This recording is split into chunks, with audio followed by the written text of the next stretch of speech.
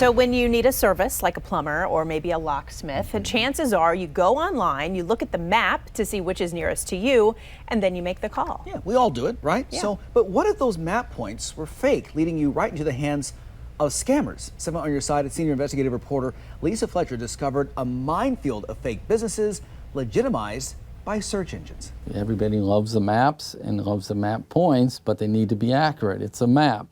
Cannot have a fake river or a fake road on a map, nor a fake business.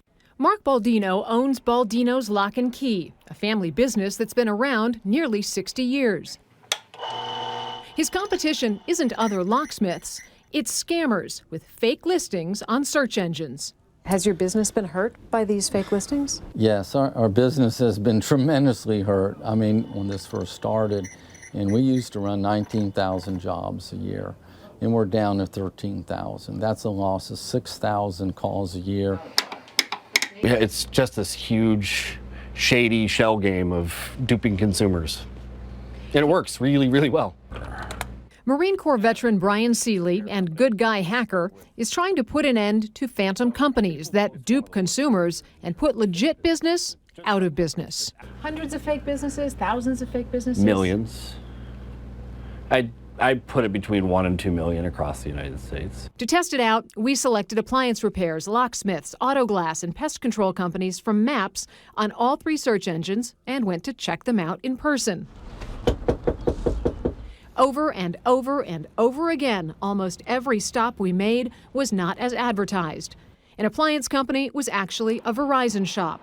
One auto glass repair was an empty lot. Another claimed the address of a D.C. Marshall's department store. Then we headed for a pest control company.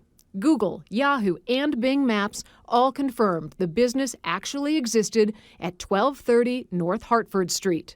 But 1230 North Hartford Street is not a pest control company. We drove here, and it's a public park. Dozens of listings, dozens of phantom companies. There's 10 or 20 locksmiths in the top 10 that are all fake. All of those numbers end up forwarding to one guy's cell phone. Because search engine companies rarely vet the businesses they put on their maps, Seely says it's simple to set up a scam. Here's how they do it. Create a fake business name and address, but attach a real phone number. Walk through a few easy steps on search engines to get the business listed, and voila! A few days later, that fake business is getting very real calls from unwitting consumers. You're playing Russian roulette. Every guy you call could be a scammer, he could be a criminal, he could be an ex-con who's running this business out of his car. Unlicensed, uninsured, and often unqualified to do the work. We had 5,000 just in the D.C. Baltimore area, and like I said, only 60 legitimate lock shops that we know of that are licensed in the metro areas. Whether the fake listing is run by a scammer or lead generator, Baldino says the diverted calls have cost his company $1 million a year in lost revenue, which is why he's got a class action lawsuit against Google, Yahoo, and Bing. The suit alleges the search engines are willing to seed their maps with scam businesses to create a false sense of competition. In a written statement, Google told us they do not intentionally allow fake business listings on maps. How they make 90% of their money or revenue is from AdWords.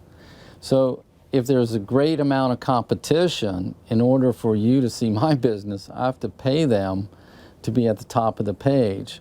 Otherwise, I'm buried. And since the search engines themselves are the only ones who can drop the pinpoint, Baldino says it's their responsibility to make sure what the public thinks is real is actually real. Now, we reached out to Google, Yahoo, and Bing. All 3 declined on-camera interviews, but you can see their statements and the questions they answered via email on our website or download the ABC7 app. Wow, I'm afraid to ask, what percentage of these fake addresses are from those 3? Well, 96% of all searches happen on Google, Yahoo, and Bing, so they dominate. There you go. Wow. Great information. It's great. Thanks, Lisa. Yeah, Lisa, Thank nice you job. so much.